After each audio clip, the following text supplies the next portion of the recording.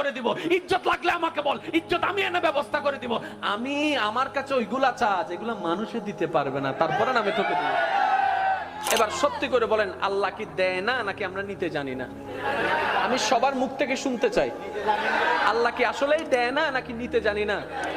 আচ্ছা, যে আল্লাহকে আপনারা মানেন, এটা ওই আল্লাহ না যেটা ফেরাউনকে দিছিল?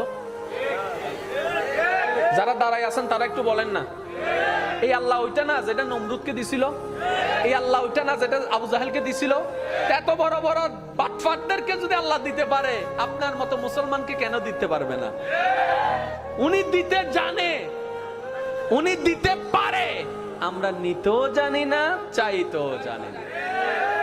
অনেক আল্লাহর বান্দা আছে বলে, আমি নামাজ পড়ি, তারপর আল্লাহকে চাইছি, আল্লাহর কাছে চাইছি, আল্লাহ আমাকে দেয় নাই। রোজা রাখছি, চাইছি আল্লাহর কাছে, আল্লাহ আমাকে দেয় নাই। আমি এত টাকা মান্নত করছি, চাইছি, আল্লাহ আমাকে দেয় নাই। আহাদে আল্লাহ কি তোমার কন্টাক্ট হই না? তুমি কে? বলে যে বান্দা। দেনেওয়ালা কে? বলে যে আল্লাহ। তো আল্লাহ হচ্ছে মালিক, তুমি হচ্ছে গোলাম।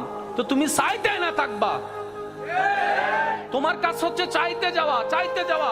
ওনার যেই দিন ইচ্ছা করবে সেই দিন দিবে। সময়, বার, তারিখ আপনার বেঁধে দেওয়ার কোনো অধিকার নাই। বাস শেষ তো।